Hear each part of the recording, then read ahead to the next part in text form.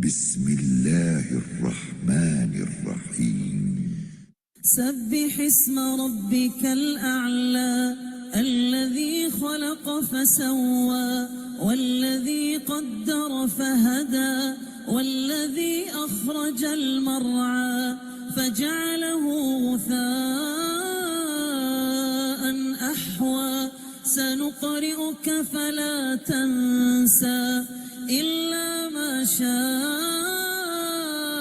الله إنه يعلم الجهر وما يخفى ونيسرك لليسرى فذكر إن نفعت الذكرى سيذكر من يخشى ويتجنبها الأشقى الذي يصلى النار الكبرى ثم لا يموت فيها ولا يحيا قد أفلح من تزكى وذكر اسم ربه فصلى بل تؤثرون الحياة الدنيا والآخرة خير وأبقى إن هذا لفي الصحف الأولى صحف إبراهيم وموسى. السلام علیکم ورحمۃ اللہ وبرکاتہ. امید ہے آپ سب لوگ خیریت سے ہوں گے، اور آج انشاءاللہ جو ہمارا سیشن ہے اس کو لینے کے لیے بےتاب بھی ہوں گے، کیونکہ ہماری ایکسائٹمنٹ، ہمارا شوق اور ہماری بےتابی ہی اللہ تعالیٰ کو پسند ہے، اور انہی جذبات کی وجہ سے ہمارے لیے ہدایت کے راستے کھلتے ہیں. نحمدہ ونصلی ونسلم علی رسولہ الکریم، اما بعد فاعوذ باللہ السمیع العلیم من الشیطان الرجیم من حمزه ونفخه ونفسه بسم اللہ الرحمن الرحیم رب اشرح لی صدری ویسر لی امری واحلل عقدۃ من لسانی یفقهوا قولی. اللهم انی نسألک علما نافعا وعملا متقبلا ورزقا طیبا. سبحانك لا علم لنا إلا ما علمتنا إنك أنت العليم الحكيم. اللهم صل على محمد وعلى آل محمد كما صليت على إبراهيم وعلى آل إبراهيم إنك حميد مجيد. اللهم بارك على محمد وعلى آل محمد كما باركت على إبراهيم وعلى آل إبراهيم إنك حميد مجيد. رب اشرح لي صدري ويسر لي أمري واحلل عقدة من لساني يفقهوا قولي. آج جو صبح شام کے اذکار ہم کرنے جا رہے ہیں حسن المؤمن کے اس سلسلے میں، پہلے نمبر پر جو چیز ہم سیکھنے جا رہے ہیں وہ اللہ کے رسول صلی اللہ علیہ وسلم کی تعلیم فرمائی ہوئی تسبیحات ہیں. آگے بڑھنے سے پہلے جو لاسٹ سیشن میں ہم نے اس کورس کا بنیادی مقصد بیان کیا تھا، اس کے اوپر ایک دفعہ پھر بات کر لیتے ہیں، تاکہ ہمیں پتہ چل سکے کہ ہم نے کس خیال سے اس کورس کو شروع کیا تھا اور اس کی اہمیت کیا ہے ہماری زندگی میں. ہم نے بات کی تھی کہ ہم نے اس کورس کا اس لیے آغاز کیا تاکہ ہم اپنا خیال رکھ سکیں اور اپنی حفاظت کا انتظام کر سکیں. یہ ہمارے کورس کا بنیادی مقصد ہے. وہ کیا کہتے ہیں نا کہ صحت مند ماں، صحت مند گھرانہ اور صحت مند معاشرہ. اور جب صحت کی بات آتی ہے تو ہم اس کو صرف محدود کر دیتے ہیں جسمانی صحت تک، ڈائٹ، ایکسرسائز، بس یہی باتیں ہماری ذہن میں آتی ہیں. لیکن صحت کے اندر انسان کی ذہنی صحت بھی شامل ہے اور اس کی جذباتی صحت بھی شامل ہے. اگر ماں جسمانی طور پر صحت مند ہو لیکن ذہنی طور پر چڑچڑے پن کا شکار ہو، غصے کا شکار ہو اور ذہنی انتشار کا شکار ہو، فوکس نہ کر پاتی ہو، دھیان اور توجہ اور ارتکاز اس کے پاس نہ ہو، تو ایز اے مدر یا ایز اے گرینڈ مدر یا نانی یا باقی دادی کی حیثیت سے عمومی طور پر جو اس کے فرائض ہیں وہ بری طرح متاثر ہوتے ہیں. تو لہٰذا اگر آپ کی ذہنی اور جسمانی اور جذباتی حالت بہتر ہوگی، آپ پرسکون ہوں گی، تو آپ کا یہ سکون آپ کے ارد گرد والوں کو بے چین ہونے سے روکے گا. بلکہ اگر کہیں بے چینی ہوگی بھی تو آپ اس کو صحیح طریقے سے ہینڈل کر سکیں گی. اور اگر آپ کی مینٹل ہیلتھ بہتر ہوگی، اسی کو مینٹل ہیلتھ کہا جاتا ہے نا، کیونکہ جیسے مینٹل ہیلتھ کا نام آتا ہے تو فوراً ہی ہم ڈیفینسو ہونے لگتے ہیں کہ نہیں میں پاگل نہیں ہوں. مینٹل ہیلتھ میں پاگل پن تو بہت بعد میں آتا ہے، لیکن اس سے پہلے جو ہماری جذباتی کیفیت ہوتی ہے وہ شو کر رہی ہوتی ہے کہ ہم مینٹلی ساؤنڈ نہیں ہیں، ہم اس وقت پرسکون نہیں ہیں، ہم حالت سکون میں نہیں ہیں، جس کی وجہ سے بہت سارے کام جو ہے وہ ہم نہیں کر پاتے۔ تو اگر آپ کی مینٹل ہیلتھ بہتر ہوگی تو آپ کے گھر کے باقی لوگ اور آپ کے بچے، اور بچے بھی اور لوگ بھی دونوں، ان کو ذہنی طور پر آپ صحت مند بنا سکتی ہیں۔ اور اگر آپ چڑچڑے پن، غصے، بے چینی کا شکار ہوں گی تو آپ کے بچے خصوصی طور پر اور باقی ماحول جو ہے وہ عمومی طور پر متاثر ہوگا۔ اور بچے چونکہ چھوٹے ہوتے ہیں، ولنریبل ہوتے ہیں، تو زیادہ اس بات کا امکان ہے کہ وہ آپ کی ان جو ذہنی طور پر انتشار ہے اس کا زیادہ شکار ہوں۔ تو اپنے بچوں کی ذہنی حالت کو بہتر بنانے، خاندان کی سیفٹی، بچوں کی سیفٹی کا خاص اہتمام اور انتظام کرنا، یہ سب کس کی ذمہ داری ہے؟ As a mother, as a خاتون خانہ، یہ ہماری ذمہ داری ہے۔ یہ بات کہنے کی ضرورت مجھے اس لیے محسوس ہو رہی ہے کہ عموماً گھر میں، فیملی میں بچوں کی وجہ سے، ان کے کام کی وجہ سے ہم اپنی ضروریات کو جہاں اوور لک کرتے ہیں، جسمانی ضروریات کو، تو وہاں پر ذہنی اور روحانی ضروریات جو کہ ہماری اشد ضرورت ہوتی ہیں، ہماری ذہنی حالت اور ہماری روحانی حالت اگر بہتر ہوگی تو ہماری جسمانی حالت بھی بہتر ہوگی، نہ صرف ہماری بلکہ ہمارے بچوں کی بھی۔ تو کیا کرتے ہیں کہ جسمانی ضروریات کے نام پر اور جسمانی صحت ان کا خیال رکھتے ہوئے جو اپنی ذہنی اور روحانی ضروریات ہوتی ہیں اور صحت ہوتی ہے اس کو سیکریفائس کر دیتے ہیں۔ نمازیں قضا ہو جاتی ہیں، نمازیں لیٹ ہو جاتی ہیں، اور جو نمازیں پڑھتے ہیں وہ بھی بیروح کی نمازیں پڑھ رہے ہوتے ہیں، قرآن پڑھنے کا وقت نہیں ملتا، دعا مانگنے کی نوبت ہی نہیں آتی، اس سے پہلے ہی کسی کی ضرورت سامنے آن کھڑی ہوتی ہے یا کوئی آواز دے لیتا ہے۔ تو پھر اس کے علاوہ اس کے بعد اذکار کرنے کا تو دھیان بھی نہیں آتا کہ اچھا نماز کے بعد کے اذکار کرنا ہے یا صبح شام کے اذکار کرنے ہیں، جبکہ یہ چیزیں ہماری بنیادی ضرورت ہے، اور یہ ہماری نہیں، ہمارے خاندان کی بھی بنیادی ضرورت ہے۔ اور عموماً یہ جو خاندان متاثر ہوتے ہیں یا بچے متاثر ہوتے ہیں، اس کی بڑی وجہ جو ہے وہ خواتین ہوتی ہیں۔ جب ہم یہ بات کہہ رہے ہیں نا، اور ہم جانتے ہیں یہ مقولہ، صحت مند ماں، صحت مند گھرانہ، صحت مند معاشرہ۔ اسی طرح اگر ماں جو ہے اس کے اندر روحانی کیفیت نہیں ہے، اس کی صحیح، اس کی ذہنی حالت ٹھیک نہیں ہے، وہ کبھی بھی جو ہے وہ ذہنی طور پر صحت مند بچوں کو اس معاشرے کا حصہ نہیں بنا سکتی ہے۔ تو جب ان کی سب بڑی ضروریات ہم پوری کرتے ہیں اور اس کو کرنے کے لیے بے چین رہتے ہیں ایز اے ماں، تو ان کے کیئر ٹیکر کی حیثیت سے، ان کے پیرنٹس کی حیثیت سے، تو ان کو ذہنی طور پر صحت مند بنانا اور جذباتی طور پر مضبوط بنانا، یہ بھی ہماری پرائرٹی ہونی چاہیے اور یہ ہماری ذمہ داری ہے۔ تو لہٰذا اس کے لیے اس خیال سے ہم نے اس کورس کو شروع کیا تھا تاکہ ہم توجہ، دھیان اور فوکس جو کہ اس وقت جو جس دور میں ہم رہ رہے ہیں سب سے زیادہ متاثر ہوا ہے، اس کے ساتھ اپنے دن کا آغاز کر سکے، ڈیڈیکیشن کے ساتھ صبح شام کے اذکار کے لیے کچھ وقت نکال سکے اور اپنے قیمتی لمحات میں سے کچھ قیمتی لمحے ان اذکار کے نام کر سکیں۔ پچھلے دنوں ایک جو کلپ ہے وہ بڑا وائرل ہو رہا تھا، جس میں کہ ایک جو اسپیکر ہے پاکستان میں، جو ایک اسکالر، اس نے یہ بات کہہ دی کہ 95% جو خواتین ہیں وہ اس ملک کے اندر وہ تعلیم سے بے بہرہ ہیں۔ تعلیم سے انہوں نے خواندگی کی کوئی بات کی تھی یا یہ کہ علم کی کوئی بات کی تھی کہ لا علم ہے، تو اس کے اوپر جو ہے وہ بڑا احتجاج ہو رہا تھا۔ وہ اس وقت ایک جو اسٹوڈنٹ تھی وہاں بھی، اس نے بھی یہ بات کہی کہ آپ پہلے تو اس بات پر سوری کریں، اور پھر جب انہوں نے پوچھا جی کہ آپ کو طاغوت کا پتہ ہے، تو انہوں نے کہا نہیں، میں نے ابھی آپ سے ہی سنا ہے، جبکہ طاغوت جو ہے یہ بنیادی وہ ہماری معلومات ہیں جو کہ ہمارے دین کی ان کے اندر شامل ہیں، اور اگر یہی نہیں پتا تو پھر اس کا مطلب ہے کہ ہمیں دین کے بارے میں زیادہ معلومات نہیں ہیں، کیونکہ اللہ کا جہاں ہمیں پتہ ہے تو اللہ کے دشمن کا بھی ہمیں پتہ ہونا چاہیے۔ طاغوت ہر اس چیز کو کہا جاتا ہے جو کہ اپنی حدوں کو کراس کر جاتا ہے، یہ طغا جس میں طغیانی کا اور سرکشی کا عنصر شامل ہوتا ہے اس سے ہے۔ تو جب ہم اپنی حدوں کو کراس کرتے ہیں، ہم اپنی حدوں کو کراس کرتے ہیں، اور اس کے بعد ہماری وجہ سے ہماری جو پیچھے ہماری جنریشن ہے جس کو ہم نے پروان چڑھانا ہوتا ہے، ہم جس کی تربیت کر رہے ہوتے ہیں، وہ بھی اپنی حدوں کو کراس کرتی ہے۔ تو عموماً جو معاشروں کے اندر بگاڑ ہے وہ ماؤں کی وجہ سے ہے، اور آپ دیکھ لیں کہ اپنے ارد گرد کتنی خواتین ایسی ہیں جن کو کہ اس بات کی ضرورت محسوس ہوتی ہے کہ واقعی انہیں دین کا علم لینا ہے، جیسے کہ اللہ کے نبی صلی اللہ علیہ وسلم نے کہا ہے نا کہ طہارت جو ہے وہ نصف ایمان ہے، اور جو الحمدللہ ہے وہ میزان کو بھر دیتا ہے۔ تو آپ کو چھوڑ کر ظاہر ہے کہ اگر آپ لوگ یہاں بیٹھے ہیں تو آف کورس اس بات کے لیے اینکشیس ہیں کہ ہم طہارت کے طریقے بھی جانیں، اور ظاہر ہے کہ کچھ لوگ تو جانتے بھی ہوں گے، جنہوں نے نہیں جانے ان کو یہ بات اس بات کے اوپر تھوڑا ہوگا بودر کرتی ہوگی یہ بات کہ ہم جانیں کہ اصل مسائل کیا ہیں۔ لیکن باقی آپ دیکھیں عمومی طور پر خواتین جن مسائل کا شکار ہے، نمبر ایک طہارت، وہ ان کو نہیں پتہ، اینڈ نمبر 2 یہ جو الحمدللہ کہنا، اللہ کے نبی صلی اللہ علیہ وسلم نے کہا جیسے کہ طہارت جو ہے وہ نصف ایمان ہے، اور الحمدللہ کہنا میزان کو بھر دیتا ہے۔ تو عموماً جو ناشکری ہے وہ زیادہ وہ خواتین ہی کے اندر جو ہے وہ پائی جاتی ہے۔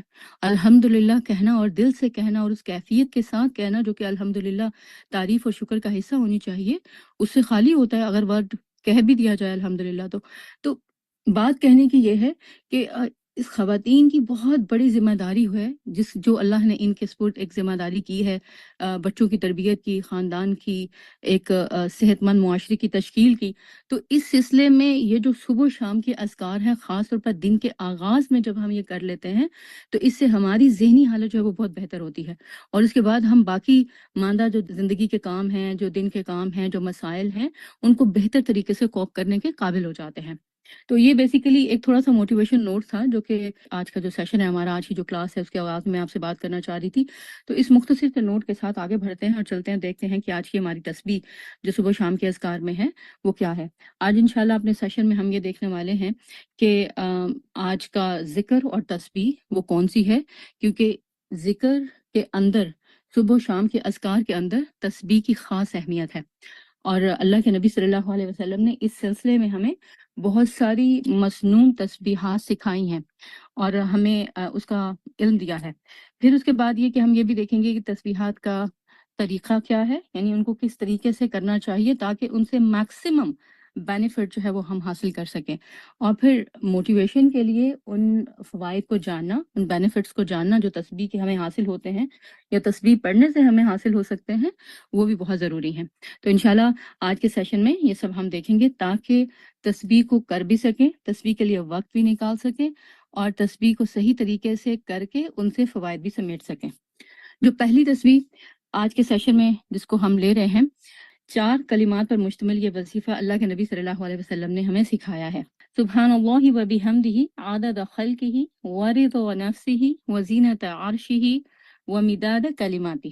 اچھا، پہلے جو 2 الفاظ ہیں سبحان اللہ و بحمدہ کے، یہ 2 الفاظ جو باقی جو تسبیحات آپ کو اوپر نظر آ رہی ہیں ان کے اندر بھی آغاز میں نظر آ رہے ہیں۔ پہلی جو ہے وہ کیا ہے، سبحان اللہ و بحمدہ، اور دوسری تسبیح جو ہے وہ کیا ہے، سبحان اللہ و بحمدہ سبحان اللہ العظیم۔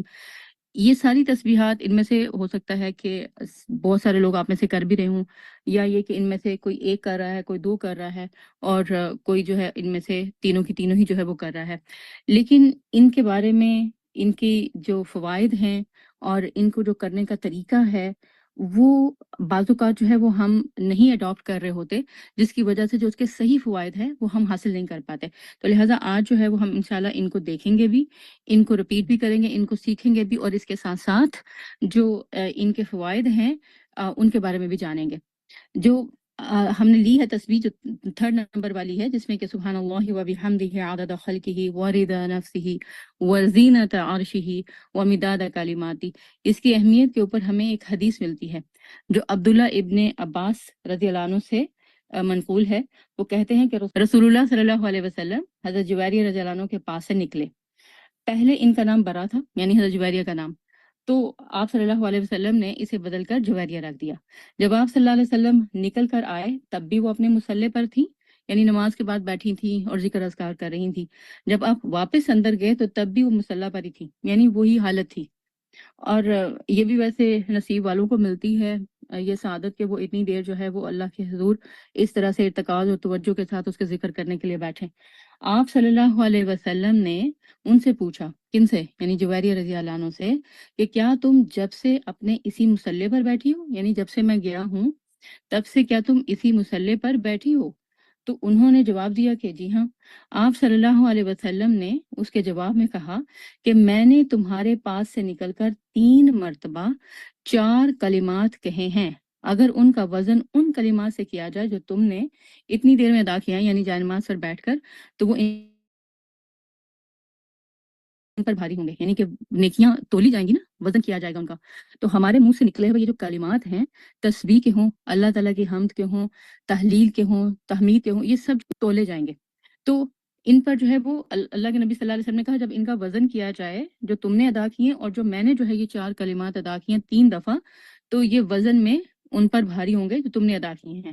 اور وہ کیا ہیں؟ سبحان اللہ و بحمدہ عدد خلقہ ورضا نفسہ وزینۃ عرشہ ومداد کلماتہ۔ اور اس کا مطلب جو ہے وہ کیا ہے کہ سبحان اللہ و بحمدہ، میں پاکی بیان کرتا ہوں اللہ کی اور اس کی تعریف کرتا ہوں۔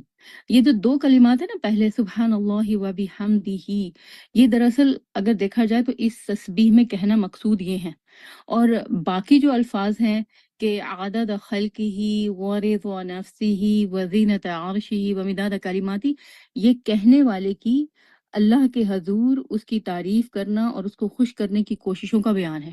یہ یوں جو ہے وہ معلوم ہوتا ہے۔ میں ان کو جب گن رہی تھی تو مجھے یہ 4 نہیں لگے، لیکن پھر جب میں نے ان کو ایک ڈیفرنٹ ٹیکنیک سے گنا تو مجھے اندازہ ہوا کہ یہ 4 ہی ہیں۔ مثلا کیسے؟ آپ دیکھیں کہ سبحان اللہ و بحمدہ عدد خلقہ، اللہ کی پاکی اور اس کی تعریف اس تعداد کے برابر جتنی کہ اللہ کی مخلوق ہے۔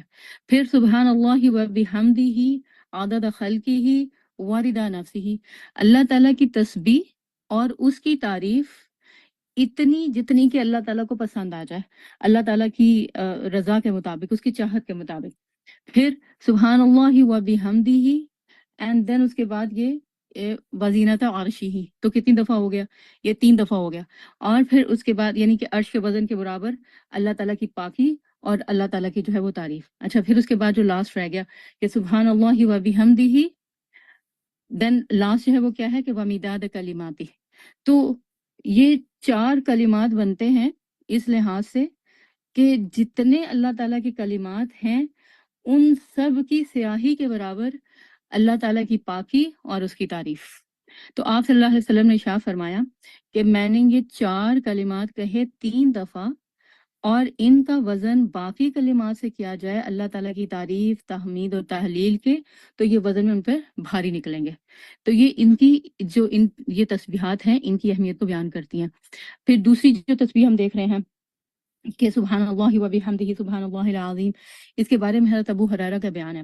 آپ رضی اللہ عنہ بیان کرتے ہیں کہ نبی کریم صلی اللہ علیہ وسلم نے فرمایا 2 کلمے جو زبان پر ہلکے ہیں، خفیفتان، اینڈ دین پھر ترازو میں بہت بھاری ہیں اور رحمان کو بہت عزیز ہیں، کلمتان خفیفتان حبیبتان، 2 کلمے جو زبان پر ہلکے ہیں اور وزن میں بہت بھاری ہیں اور رحمان کو بہت عزیز ہیں، اور وہ کیا ہیں؟ سبحان اللہ العظیم سبحان اللہ و بحمدہ۔ پھر اس کے بعد جو ہے وہ فرسٹ والی جو تسبیح ہے سبحان اللہ و بحمدہ، اس کے بارے میں ہمیں رسول اللہ صلی اللہ علیہ وسلم کے جو ارشادات ملتے ہیں حدیث میں، وہ اس کی اہمیت کو بیان کرتے ہیں۔ آپ صلی اللہ علیہ وسلم نے ارشاد فرمایا، بخاری مسلم دونوں میں یہ حدیث ہے، کہ جو شخص یہ پڑھ لے کہ سبحان اللہ و بحمدہ، تو اس کے سارے گناہ معاف کر دیے جائیں گے، چاہے وہ سمندر کی جھاگ کے برابر ہو۔ تو متفق علیہ یہ حدیث ہے، یعنی یہ جو بخاری مسلم کی حدیث ہے کہ سبحان اللہ و بحمدہ کہیں آپ 100 دفعہ، 1 دفعہ یہاں پر اس حدیث میں 1 دفعہ کا بیان ہے کہ جو شخص یہ پڑھ لے سبحان اللہ و بحمدہ، تو سمندر کی جھاگ کے برابر بھی اگر اس کے گناہ ہیں تو وہ معاف کر دیے جائیں گے۔ اور پھر آن ٹاپ آف اٹ ایک اور دوسری حدیث میں جو کیا کہا گیا، مزید اس جو تسبیح ہے اس کے بارے میں کیا بیان کیا گیا کہ جو شخص صبح و شام یہ سبحان اللہ و بحمدہ سبحان اللہ العظیم کو 100 مرتبہ صبح اور 100 مرتبہ شام کر لے، تو یہ تسبیح جو کرے تو قیامت والے دن اس سے بڑھ کر کوئی اچھے عمل لے کر آنے والا نہیں ہے سوائے اس کے جو اس سے بڑھ کر یہ پڑھ لے۔ تو تسبیح یہ والی جو ہے، اس کا مطلب کتنی چھوٹی سی ہے، 2 الفاظ ہیں، اگر دیکھا جائے تو ایک ہی کلمہ ہے سبحان اللہ و بحمدہ، اور اس کو پڑھنے میں زیادہ سے زیادہ 2 منٹ لگتے ہوں گے۔ تو یہ صبح پڑھ لیں 100 مرتبہ اور صبح شام میں پڑھ لیں 100 مرتبہ، تو آپ سے بڑھ کر کوئی اچھے اعمال جو ہے وہ لانے والا نہیں ہے۔ لیکن اس کا یہ مطلب نہیں ہے کہ فرائض سے غفلت کرے جو اور وہ یہ تسبیح پڑھ لے تو وہ ان سب کو کمپنسیٹ کر دے گا۔ یہ تسبیحات سے مراد کیا ہے کہ جو فرائض ہیں ان کی تو ادائیگی ہوگی ہی ہوگی، آن ٹاپ آف اٹ جو یہ تسبیح کرے گا تو پھر اس کے اعمال کے برابر کوئی اچھے اعمال لے کر نہیں آئے گا قیامت والے دن۔ اچھا پھر اسی طرح لاسٹ ٹائم جب سیشن ختم ہوا تھا تو میں نے آپ سے کہا تھا کہ آپ جو ہے وہ تیسرا کلمہ اس ہفتے میں جو ہے وہ پڑھتے رہیں. تیسرے کلمے کی بھی جو ہے وہ بہت زیادہ اس میں اس کی فضیلت ہے، اور اس کے اندر بھی جو پہلے 2 کلمات ہیں وہ یہی ہیں، سبحان اللہ والحمد للہ ولا الہ الا اللہ واللہ اکبر ولا حول ولا قوۃ الا باللہ. تو یہ اس کے بھی سٹارٹ کلمات یہی ہیں، سبحان اللہ و بحمدہ. اسی طرح آپ دیکھیں تسبیح فاطمہ کرتے ہیں ہم جو کہ نماز کے بعد، تو وہ کیا ہے، سبحان اللہ والحمد للہ. تو وہ جو سبحان اللہ والحمد للہ واللہ اکبر جو ہے وہ 33 مرتبہ کرنا، تو اس میں بھی جو ہے وہ یہی الفاظ ہیں، یہ پہلے 2 والے جو ہیں سبحان اللہ و بحمدہ کے. تو یہ کلمات جو ہے وہ ہمیں یہ بتاتے ہیں کہ اللہ کے ہاں ان کی بڑی فضیلت ہے. نوح علیہ السلام نے اپنے بیٹے کو نصیحت کی تھی، وہ بھی انہی کلمات کی تھی، اور کیا کہا تھا کہ ان کی وجہ سے مخلوق کو رزق ملتا ہے. تو سبحان اللہ و بحمدہ عدد خلقہ ورضا نفسہ وزینت عرشہ ومداد کلماتہ. اور اگر ان کلمات کو اگر ہم دیکھیں تو سبحان اللہ و بحمدہ دراصل وہ کلمہ ہے جو کہنا مقصود ہے، اور باقی جو الفاظ ہیں وہ اللہ کو خوش کرنے کی کوششوں کا بیان ہے. تو اس میں اگر ہم دیکھیں عدد خلقہ، جو پہلی ہے کہ اچھا اللہ تعالیٰ کی پاکی اور اللہ تعالیٰ کو نقص اور عیب سے پاک قرار دینا، اور سارے نقص اور عیب اپنی طرف رکھنا، اور دوسری طرف ساری تعریف اللہ تعالیٰ کے لیے. تو یہ جو ہے یہ مخلوق کے عدد کے برابر ہے. اور مخلوق کتنی ہے جو اللہ نے پیدا کی ہے؟ کبھی آپ نے اس کے بارے میں سوچا ہے، کچھ جاننے کی کوشش کی؟ انسان کی عقل حیران ہو جاتی ہے کہ اللہ تعالیٰ نے اتنا کچھ جو ہے وہ پیدا کر دیا ہے. آپ کو پتہ ہے کہ اس وقت تقریباً دنیا میں 2 ملین کے قریب جو ہے وہ سپیشیز جو مخلوقات کی ہیں وہ دریافت ہو چکی ہیں، یہ زندہ جاندار جو ہے وہ. اور یہ جو 2 ارب کے قریب تقریباً آپ کہہ لیجئے، اگر 2 ملین کی بات کر رہے ہیں تو 2 ارب کے قریب جو ہے یہ سپیشیز ہیں. ان میں سے 7 ارب تو انسان ہی ہیں. تو ارب کا جب ہم کا عدد بولتے ہیں تو اس کو بے دہانی میں بول جاتے ہیں. یہ 1 ارب یا 1 ملین جو ہے یہ آپ کو پتہ ہے کتنا بڑا ہوتا ہے؟ اگر ایک انسان ارب کی کاؤنٹنگ کرنا شروع کرے، یعنی 1 ارب وہ گننا چاہتا ہے، تو وہ ایک دن سارا دن بیٹھ کے جو ہے وہ کاؤنٹنگ کرتا رہے، اور تو اس کو 1 ارب کاؤنٹ کرنے میں کتنے سال لگیں گے؟ ذرا گیس کریں آپ. 1 سال، 2 سال، 5 سال، 10 سال، نہیں، 25 سے 30 سال مسلسل سارا دن اگر آپ کاؤنٹنگ کرتے رہیں تو 1 ارب اتنا کاؤنٹ کر سکیں گے. اور کہاں کے 7 ارب کے قریب انسان ہیں. اور یہ جو باقی 2 ملین کے قریب سپیسیز ہیں، ان میں گھوڑے کتنے ہیں، خچر کتنے ہیں، گدے کتنے ہیں، یہ مرغیاں کتنی ہیں، ڈکس کتنی ہیں، یہ جو مکھیاں بن بناتی پھرتی یہ کتنی ہیں، یہ ہنی بیز کتنی ہیں، یہ ان کے بارے میں ہم کچھ بھی نہیں جانتے. تو جب آپ کہتے ہیں سبحان اللہ و بحمدہ عدد خلقہ، اتنی تعداد کے برابر اللہ کی پاکی اور اس کی تعریف جتنی اللہ نے جو ہے وہ یہ تخلیق اپنی کر دی اپنی مخلوق کی عدد کے برابر. تو اچھا یہ تو صرف انسانوں کی بات کر رہی تھی نا. یہ آپ کو اپنے ارد گرد جو ہے یہ ستارے سیارے یا آسمان پہ جو ہے وہ نظر آتے ہیں، گیلیکسیز. تو اب سائنٹسٹ کہتے ہیں کہ 250 جو ارب ہیں گیلیکسیز وہ دریافت ہو چکی ہیں، اور ان میں 300 جو ہیں وہ ہمارے سورج کے برابر سورج ہیں جو ہماری اپنی گیلیکسی کے اندر ہے. اتنا زیادہ جو ہے وہ اللہ تعالیٰ کی تسبیح بیان کرنے والی مخلوق، اور یہ سب کے سب اللہ کی تسبیح کر رہے ہیں.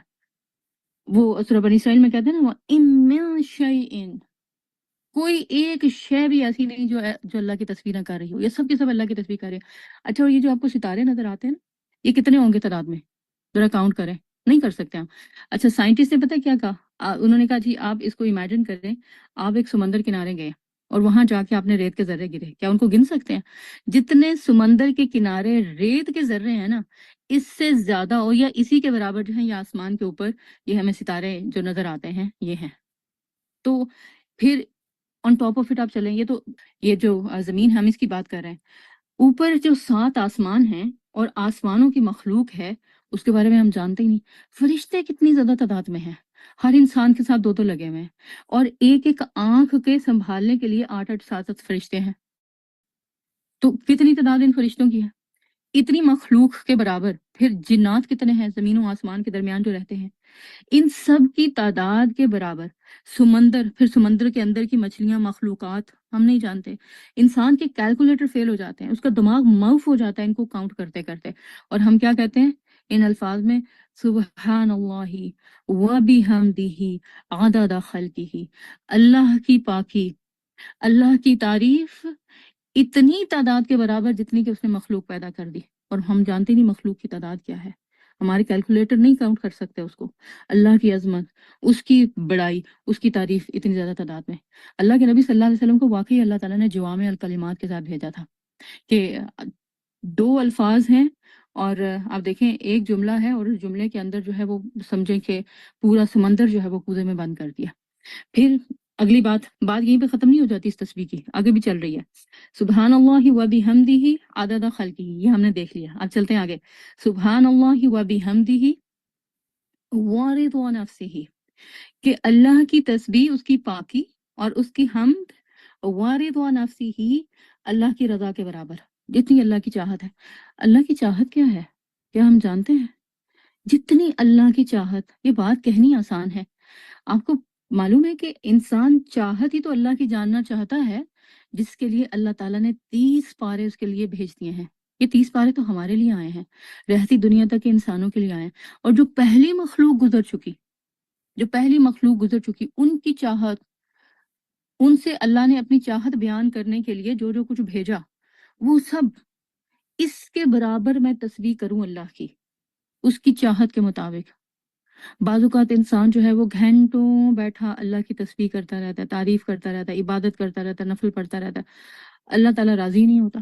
اور بعض اوقات کسی ایک جملے سے جو دل سے کہا ہوا ہوتا ہے، سنسیرٹی کے ساتھ کہا، اخلاص کے ساتھ کہا ہوتا ہے، اللہ تعالیٰ اس سے راضی ہو جاتا ہے. تو اللہ کی تسبیح اتنی زیادہ اور اس طریقے سے کہ جس سے اللہ تعالیٰ جو ہے وہ راضی ہو جائے. تو بڑے کلمات ہیں، یہ معمولی بات نہیں ہے.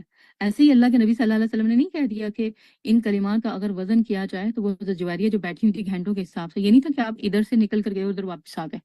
آپ گئے جیسے کہ آپ کا معمول تھا صبح کے ٹائم، اور پھر جو ہے وہ سارے کام کاج کر کے، اور جب ایک سورج تھوڑا سا مزید ٹاپ پر چلا جاتا تھا اور روشن ہو جاتا تھا تو ضحیٰ کے قریب کا ٹائم، تو آپ اس وقت واپس آتے تھے. تو وہ تب تک جو ہے وہیں بیٹھی ہوئی تھی. تو آپ نے کہا اتنی زیادہ تعداد میں جو ابھی تک تم نے کی ہے اللہ کی تسبیح و تعریف اور تحمید، میں نے یہ 3 کلمات پڑھے ہیں اور یہ وزن میں ان سے زیادہ ہے. پھر دیکھیں اگلی بات وہ کیا ہے؟ سبحان اللہ و بحمدہ، اللہ کی پاکی اور اللہ کی تعریف کتنی؟ وزنۃ عرشہ، عرش کے وزن کے برابر. عرش کا وزن کوئی کر سکتا ہے؟ آپ کو پتہ ہے اس کائنات کی سب سے بڑی مخلوق وہ کیا ہے؟ وہ اللہ کا عرش ہے.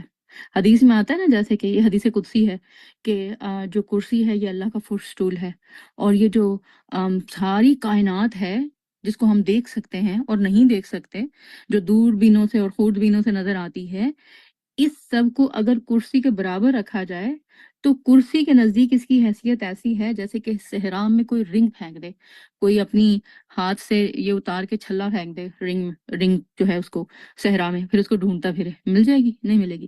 اتنی زیادہ جو ہے وہ بڑی مقدار ہے کرسی کی. اور پھر اللہ کے نبی صلی اللہ علیہ وسلم نے مزید فرمایا کہ کرسی کی جو حیثیت ہے وہ عرش کے نزدیک وہ کیا ہے کہ عرش کے مقابلے میں کرسی ایسے ہے کہ جیسے وہ کوئی رنگ اپنی صحرا میں پھینک دے. تو عرش اتنا بڑا ہے، اتنا بڑا عرش، کیا اس کا کوئی وزن کر سکتا ہے؟ کتنا بڑا جو ہے وہ ہوگا، اور کیا اس کا جو ہے اس کا وزن ہوگا؟ اس کے وزن کے برابر اللہ تعالیٰ کی پاکی اور اس کی تعریف. جب کلمات کو سمجھ کے کہیں گے نا اور اس کو واقعی اس کی حقیقت کو جان کر کہیں گے تو آپ کے اوپر ہیبت طاری ہوگی کہ اتنے بھاری کلمات ہیں جو اللہ کے رسول صلی اللہ علیہ وسلم نے ہمارے حوالے کر دیے، اور ہم ان کو جو ہے وہ پڑھتے ہیں سبحان اللہ و بحمدہ عدد خلقہ و رضا نفسہ وزنۃ عرشہ ومداد کلمات، اور پتہ نہیں کیا پڑھ رہے ہیں.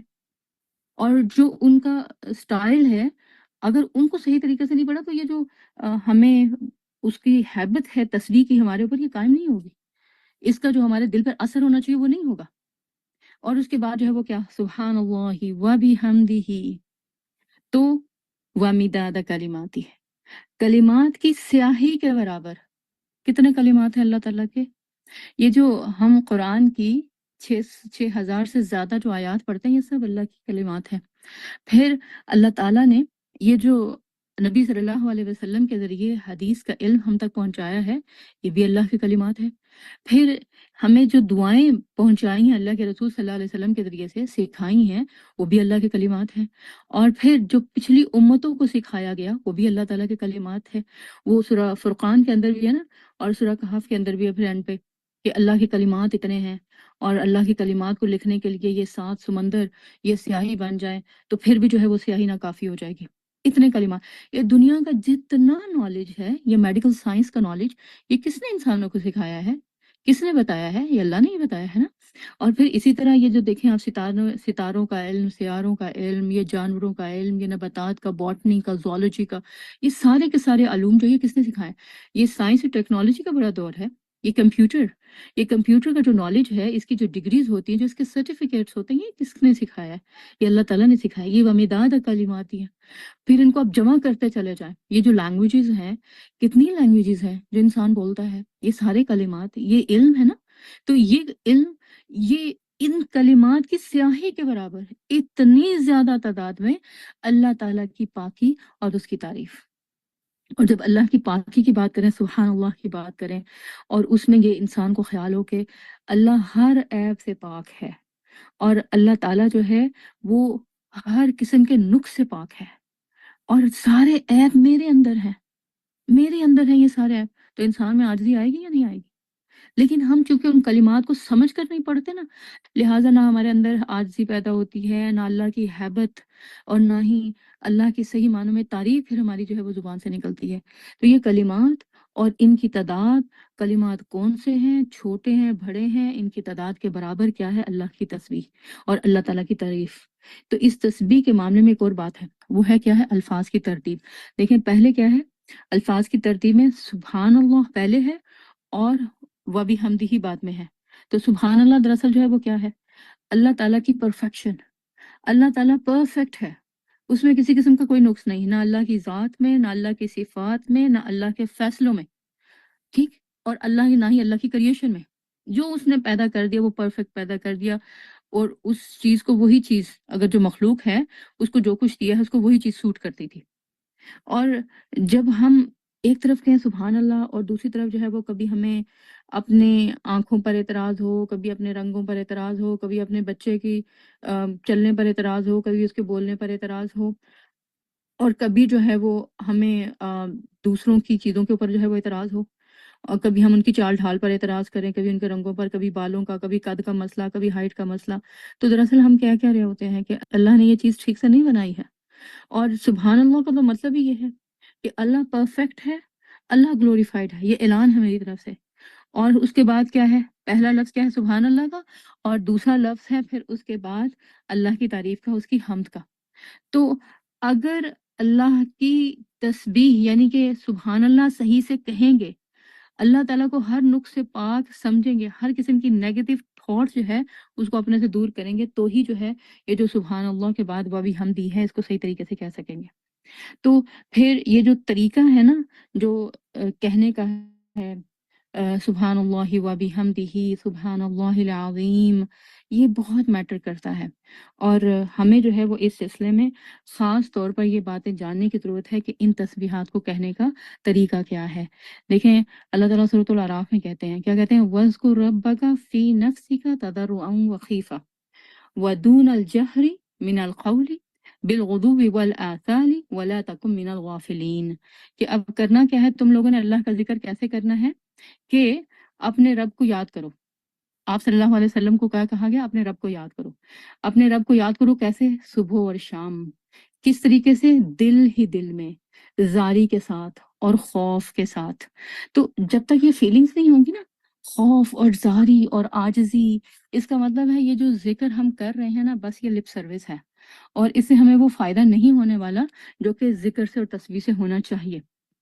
اور زبان سے ہلکی آواز کے ساتھ، تم ان لوگوں میں سے نہ ہو جاؤ جو کہ غفلت کا شکار ہیں۔ تو جو غفلت میں پڑے ہوئے ہیں یا غفلت کا شکار ہیں، اب یہاں پر جو ہے وہ ہمیں کیا پتہ چلتا ہے پھر اس آیت سے، کہ ہم نے جب ذکر کرنا ہے تو کیسے کرنا ہے؟ اسے ٹھہر ٹھہر کر پڑھنا ہے، سبحان اللہ و بحمدہ عدد خلقہ ورضا نفسہ وزینت عرشہ ومداد کلماتہ، یا پھر سبحان اللہ و بحمدہ سبحان اللہ العظیم، سبحان اللہ و بحمدہ، تو سبحان اللہ العظیم و بحمدہ، تو یہ دونوں طریقوں سے یہ کلمات ہمیں ملتے ہیں۔ اچھا، پھر کیا کرنا ہے اس کے ساتھ ساتھ کہ توجہ کے ساتھ پڑھنا ہے۔ تو توجہ کے ساتھ جب ہم پڑھیں گے تو کیا کریں گے؟ اللہ کی عظمت کا احساس اور خیال۔ اچھا، یہ اللہ کی عظمت کا خیال کیسے آئے گا ہمیں؟ آپ سوچیں، جب آپ پڑھ رہے ہیں کہ سبحان اللہ و بحمدہ، تو جس جگہ آپ بیٹھے ہوئے ہیں نا، سوچیں اللہ کی عظمت، اللہ اتنا بڑا ہے، اتنا کچھ کر سکتا ہے کہ جہاں میں بیٹھی ہوئی ہوں نا، اللہ کو ایک پلک جھپکنے کی دیر بھی نہیں لگے تو وہ مجھے اس جگہ کے نیچے 7 فٹ 15 فٹ نیچے پہنچا دے، نکلے گا منہ سے سبحان اللہ، اللہ کی کبریائی کا اعلان ہوگا اللہ اکبر، پھر نکلے گا۔ اور چونکہ ظاہر ہے عظمت ہم پر طاری نہیں ہوتی، خشوع آتا ہی نہیں، اللہ کا ڈر بھی نہیں آتا۔ اللہ کا ڈر بھی اسی طریقے سے آئے گا نا کہ جب پتہ چلے کہ یہ جتنے میں اوپر بیٹھی ہوں اس سے میں اتنا ہی جو ہے وہ نیچے بھی جا سکتی ہوں۔ اللہ کے لیے کوئی مشکل نہیں ہے، اور اللہ تعالیٰ زمین کو پھاڑ سکتا ہے اور وہ پھاڑتا ہے۔ یہ زلزلے جب آتے ہیں وہ زمین کو پھاڑ کر بتاتا ہے، اور یہ جو زمین سے پانی نکلتا ہے یہ بھی اللہ تعالیٰ ہی زمین کو پھاڑتا ہے۔ یہ زمین سے چھوٹا سا جو ہے وہ بیج زمین کو پھاڑ کے باہر نکلتا ہے اس کی قوم پر، یہ اللہ ہی پھاڑتا ہے۔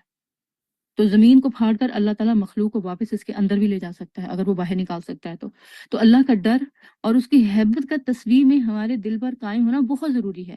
اس سے دل نرم ہوگا اور اس سے آنکھ نم ہوگی۔ اچھا، اگر آپ جاننا چاہتے ہیں نا کہ تصویر کا آپ کے اوپر اثر ہوتا ہے یا نہیں ہوتا، یہ 2 سائنس ہیں جو کہ کہے جاتے ہیں کہ دل کا نرم ہونا اور آنکھ کا نم ہونا۔ اگر یہ نہیں ہے تو اس کا مطلب ہے کہ تسبیح اثر نہیں کر رہی ہے۔ تو توجہ کے ساتھ پڑھیں، پھر الفاظ کے معنی پر جو ہے وہ توجہ دیں۔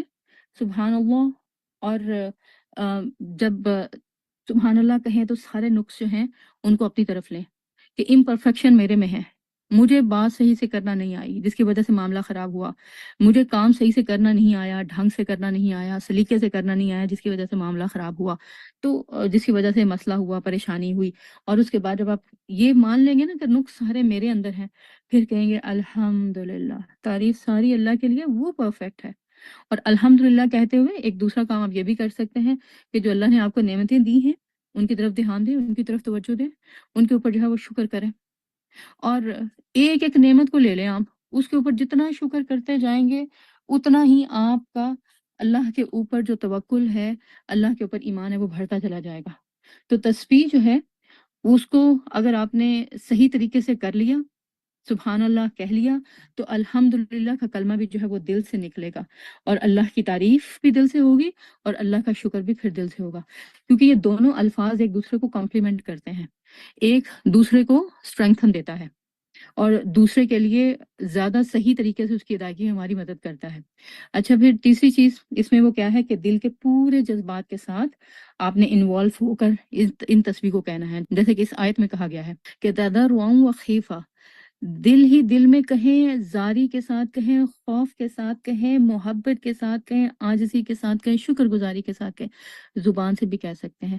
بعض اوقات جیسے کہ صبح اور رات کی نمازیں آپ دیکھیں، یہ جہری نمازیں ہیں، کیونکہ انسان اس وقت تھوڑا سا سستی کا شکار ہو رہا ہوتا ہے نا، تو اس وقت نمازیں بھی کہا گیا تھوڑا سا اونچی آواز میں کہو۔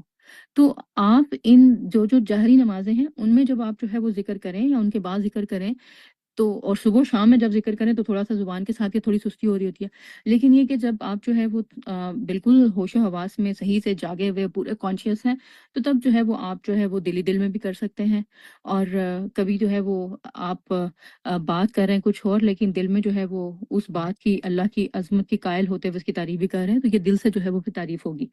تو تسبیح جو ہے پھر اس کو کیا کرنا ہے، ایک چوتھا طریقہ احسان کے طریقے سے پڑھنا ہے۔ یہ کون سا طریقہ ہوتا ہے احسان کا؟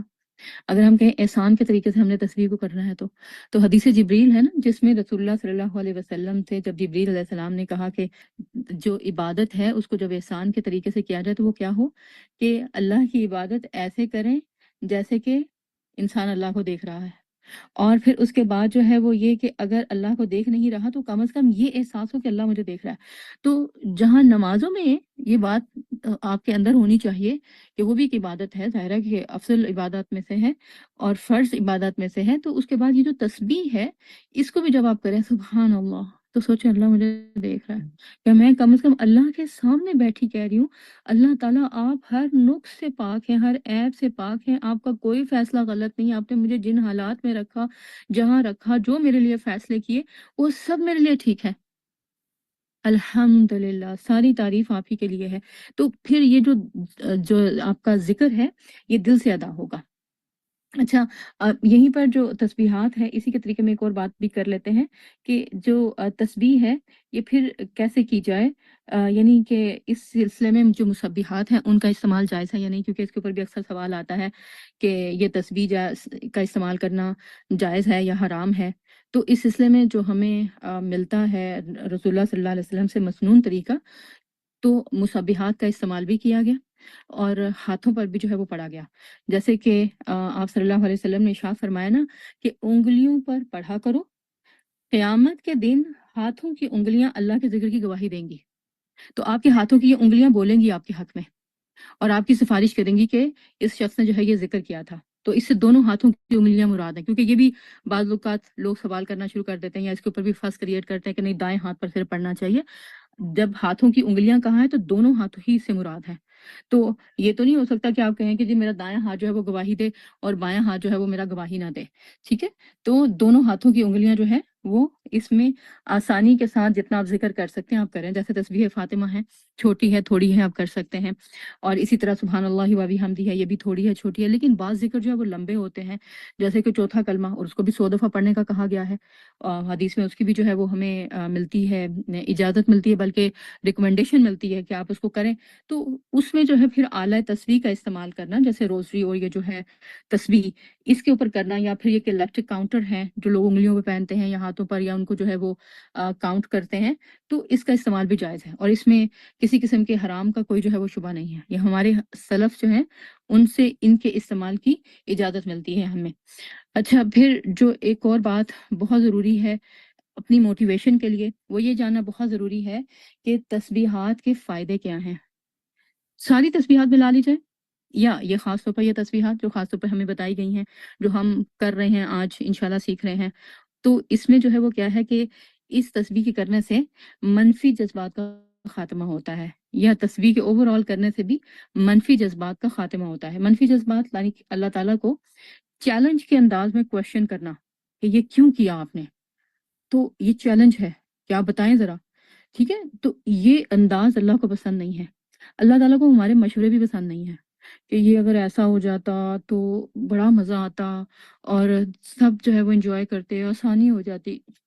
یہ جو ہم مشورے دے رہے ہوتے ہیں نا اللہ کو یہ بھی پسند نہیں، اور اللہ تعالیٰ کو ان کی ضرورت نہیں ہے، اور اللہ تعالیٰ کو الزام بھی پسند نہیں ہے کہ اللہ تعالیٰ اگر ہوتا تو یہ سب نہ ہوتا، یہ مظلوم جو ہے ان کے ساتھ یہ ظلم نہ ہوتا، اللہ کہاں ہے، یہ سب بلیم گیم جو ہے یہ اللہ تعالیٰ کو سخت ناپسند ہے، یہ نیگیٹیویٹی ہے، نیگیٹو تھاٹس سے پیدا ہوتی ہیں یہ ساری چیزیں۔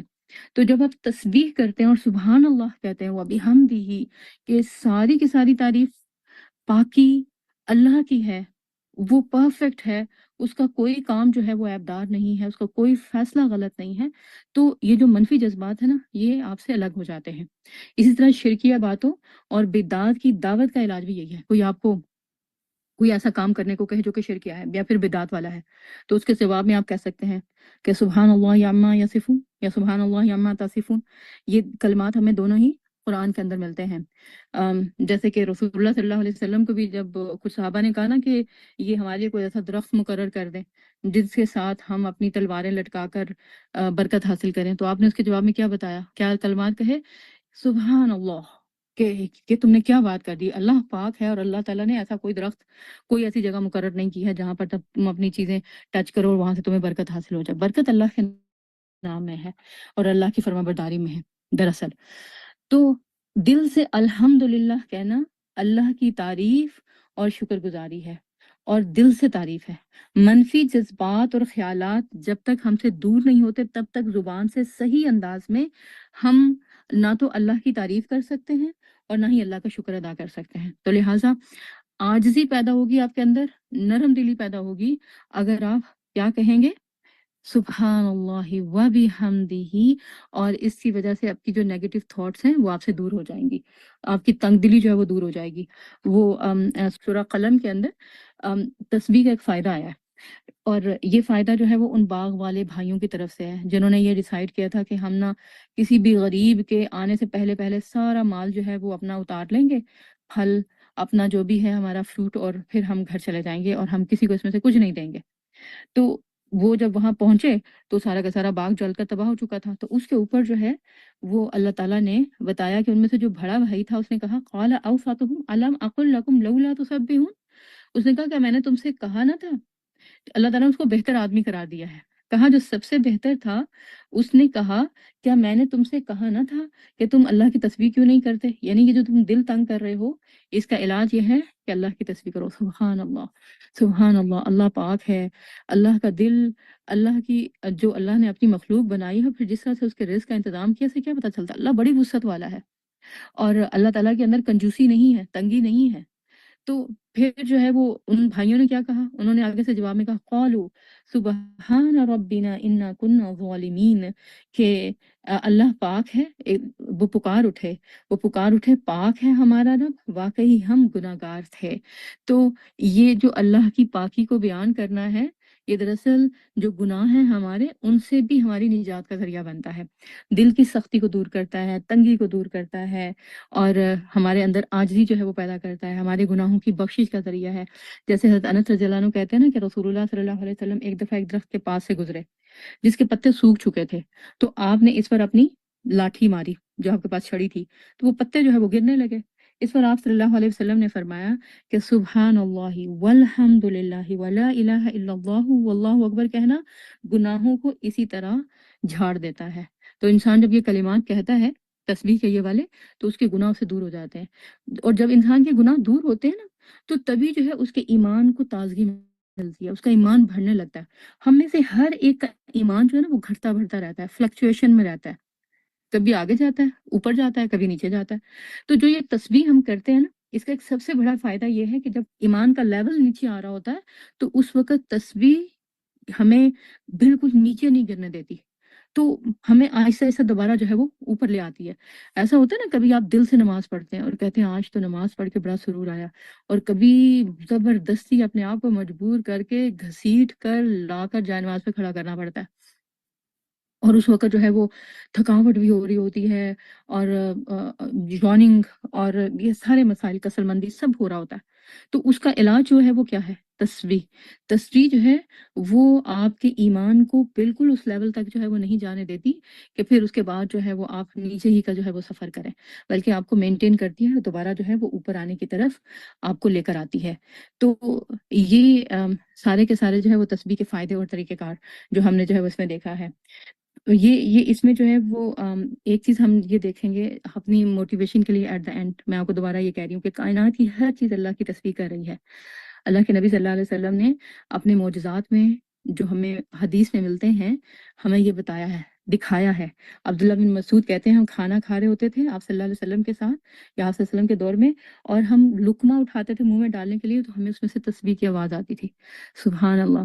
اور پھر وہ کہتے ہیں کہ ایک اور صحابی نے کہا کہ صحابہ آپ کے ساتھ بیٹھے ہوئے تھے، آپ صلی اللہ علیہ وسلم نے زمین سے کنکریاں اٹھائیں اور تو وہ تسبیح کر رہی تھی. پھر آپ نے ایک اور صحابی کو دیا، انہوں نے اپنے ہاتھ میں لیا، انہوں نے بھی سنا، پھر سب نے لیا. پھر آپ صلی اللہ علیہ وسلم نے کنکریاں زمین پر رکھی اور چلے گئے. پھر صحابہ کہتے ہیں ہم نے دوبارہ کنکریاں اٹھائیں تو اب وہ نہیں کر رہی تھی. تو ہر چیز جو ہے نا، یہ جو اللہ تعالیٰ کہتے ہیں کہ اس کائنات کی ہر شے ہر شے جو ہے وہ اللہ کی تسبیح کر رہی ہے. بس تمہیں اس کی تسبیح کا جو ہے وہ کیا ہے کہ تمہیں اس کا شعور نہیں ہے. وَلَا يَفْقَهُونَ تَسْبِيحَهُمْ، لیکن تمہیں نہیں پتا، تمہیں نہیں سمجھ کہ وہ کیسے تسبیح کر رہی ہے. تو ہر چیز جو ہے وہ اپنی پرفیکشن میں، اپنی خوبصورتی میں اس بات کا اعلان کر رہی ہے کہ باکمال میں نہیں ہوں، میں خوبصورت نہیں ہوں، دراصل وہ ذات خوبصورت ہے، وہ کمال والی ہے جس نے مجھے تخلیق کیا۔ اور پھر جب دیکھنے والا اس کو دیکھتا ہے، اس کی خوبصورتی کی تعریف کرتا ہے، تو وہ بھی جو ہے وہ کیا کہتا ہے، سبحان اللہ کہنے پر مجبور ہو جاتا ہے۔ زبان سے نہ بھی کہے نا سبحان اللہ، زبان سے کہے واو، لیکن دل میں اگر یہ خیال ہے کہ اللہ نے کتنی خوبصورت بات بنائی، تو یہ دل کا ذکر ہو جائے گا۔ لیکن بہرحال افضل ذکر وہ ہے جس میں دل کے ساتھ ساتھ زبان بھی شریک ہو جاتی ہے۔ تو ہم بھی تسبیح کر کے، جو یہ وائڈر کمیونٹی ہے نا، جس کو کہا جاتا ہے یونیورسل کمیونٹی، بلکہ اس سے بھی اوپر اگر کہا جائے کہ یہ آسمانی جتنی بھی جو مخلوق ہے وہ بھی سب اللہ کی جو تسبیح کر رہی ہے، اس سب کمیونٹی کا حصہ بن سکتے ہیں۔ کیا کر کے؟ تسبیح کر کے۔ تسبیح کون سی ہے؟ سبحان اللہ و بحمدہ، سبحان اللہ العظیم و بحمدہ، سبحان اللہ و بحمدہ عدد خلقہ ورضا نفسہ وزینت عرشہ ومداد کلماتہ۔ تو پھر ہم نے جو ہے وہ کیا سیکھا کہ صبح و شام کے اذکار کو دھیان اور توجہ کے ساتھ کرنا ہے۔ یہ ہمارے عمل کے نکات ہیں۔ دھیان اور توجہ کے ساتھ اللہ کی تسبیح کرنی ہے، اور جو اس کے معنی ہیں ان کو جب پڑھ رہے ہیں تو دھیان سے جو ہے ان کے معنی کو بھی دیکھنا ہے۔ بلکہ آپ یوں کریں، اگر یہ طریقہ اختیار کر لیں کہ ایک دفعہ تسبیح پڑھیں اور ایک دفعہ اس کا ترجمہ پڑھیں، پھر اس طرح جو ہے وہ آپ کو یاد ہو جائے گا، تسبیح بھی یاد ہو جائے گی، تسبیح کے ساتھ اس کا ترجمہ بھی یاد ہو جائے گا، اور ترجمہ یاد ہوگا تو ہی جو ہے وہ ہم غور و فکر کر سکیں گے۔ غور کریں گے تو اللہ کی حیبت ہمارے دل پر آئے گی، خشیت آئے گی، اور ہم جو ہے وہ عاجزی اور نرم دلی کے ساتھ اللہ تعالیٰ کی تعریف کر سکیں گے۔ اور اس چیز کو اپنے روزمرہ کے اذکار کا حصہ بھی بنانا ہے۔ صبح شام تو جو ہمیں کہا گیا ہے وہ تو ہمیں کہا ہی گیا ہے، لیکن یہ کہ دن میں جب بھی آپ کو ٹائم ملے اور آپ سبحان اللہ کہیں، کسی خوبصورت چیز کو دیکھ کر سبحان اللہ کہیں، سبحان اللہ و بحمدہ کہیں، تو کثرت کے ساتھ جو ہے وہ ذکر کرنے والے ہو جائیں گے۔ اور اللہ تعالیٰ ہمیں کثرت کے ساتھ ذکر کرنے والوں میں سے بنائے، جو دل سے بھی ذکر کرے اور زبان سے بھی ذکر کرے اور عمل سے بھی اللہ کا ذکر کرے۔ اللہ تعالیٰ ہمیں صحیح معنوں میں تسبیح کرنے والا بنائے اور تسبیح سے فائدہ اٹھانے والوں میں سے بنائے۔ اس کی وجہ سے ہمارے گناہ جو ہیں ان کو ہم سے دور کرے اور ہماری نیکیوں میں اضافہ کرے، ہمارے ایمان میں اضافہ کرے۔ یہ آج کے اس لیسن میں آپ کے پاس آپ کے لیے بہت کچھ تھا۔ آپ اس سے جو ان کی جو فائدے ہیں ان کو بار بار سنیں تاکہ آپ کو موٹیویشن جو ہے وہ ملے، اور جو ابھی ہمارا اگلا سیشن ہوگا آپ کو ان کے صحیح الفاظ کی ادائیگی کے ساتھ، درستگی کے ساتھ جو ہے وہ سکھانے کا، اس میں ضرور پارٹیسپیٹ کریں۔ جتنا آپ اللہ کی تسبیح اور تحمید اور تحلیل جو ہے وہ بیان کریں گے، اس میں جو ہے وہ انسان کی اپنی ہی ذات کا فائدہ ہے، اس میں اللہ تعالیٰ کو کوئی فائدہ جو ہے وہ حاصل نہیں ہوتا ہے۔ ہم مخلوق ہی کو اللہ کی ضرورت ہے، اللہ کو ہماری ضرورت نہیں ہے۔ تو اللہ تعالیٰ ہمیں صحیح معنوں میں تسبیح کرنے والا بنائے اور کثرت کے ساتھ ذکر کرنے والوں میں سے بنائے، صبح و شام کے ان اذکار کی پابندی کرنے والا بنائے۔ ربنا تقبل منا انک انت السمیع العلیم وتب علینا انک انت التواب الرحیم۔ سبحان ربک رب العزة عما یصفون وسلام علی المرسلین والحمد للہ رب العالمین۔ سبحان الله وبحمده عدد خلقه ورضا نفسه وزنة عرشه ومداد كلماته سبحان الله وبحمده عدد خلقه ورضا نفسه وزنة عرشه ومداد كلماته سبحان الله وبحمده عدد خلقه ورضا نفسه وزنة عرشه ومداد كلماته